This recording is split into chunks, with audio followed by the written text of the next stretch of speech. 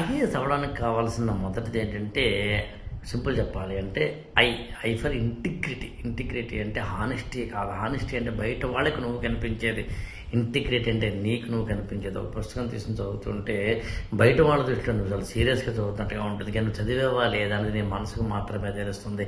ఈ డిఫరెన్స్ అర్థమైతే తెలిసే మొట్టమొదటి పాయింట్ ఏంటంటే ఇంటిగ్రిటీ తోటి చదవండి. మనసు పెట్టి చదవండి. మనసు దగ్గర ఓడిపోవద్దు. మనసు దగ్గర దోషిగా నిలబడవద్దు. ఇక్కడ తప్పు చేయొద్దు.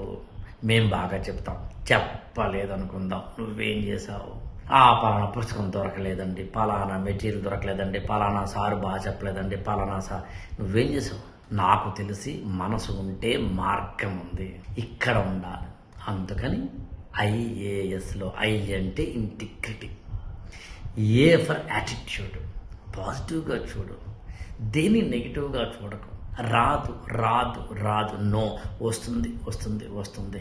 నాకు సీసెట్ అర్థం కాదు, నాకు ఇంగ్లీష్ రానే రాదు, అమ్మో హిస్టరీ ఎంత భయమో, అమ్మో జాగ్రఫీ చదవాలా, అయ్యో ఇంతలా నువ్వైతే ఎట్లాగా.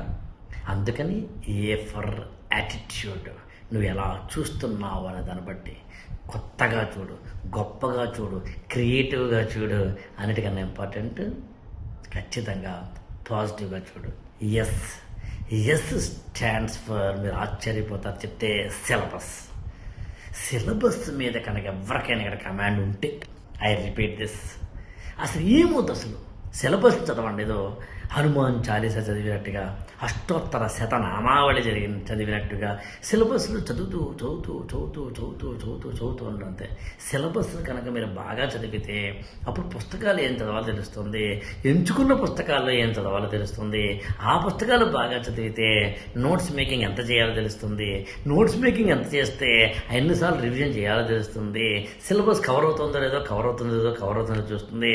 నువ్వు కరెంట్ అఫైర్స్ చదువుతున్నప్పుడు ఇది సిలబస్లో ఉందో లేదో తెలుస్తుంది.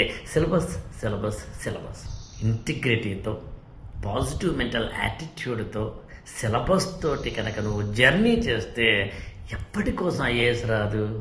పేరు పక్కన ఐఏఎస్ రావాలని కోరిక ఉంటే సరిపోదు, అర్హతలు పెంచుకో.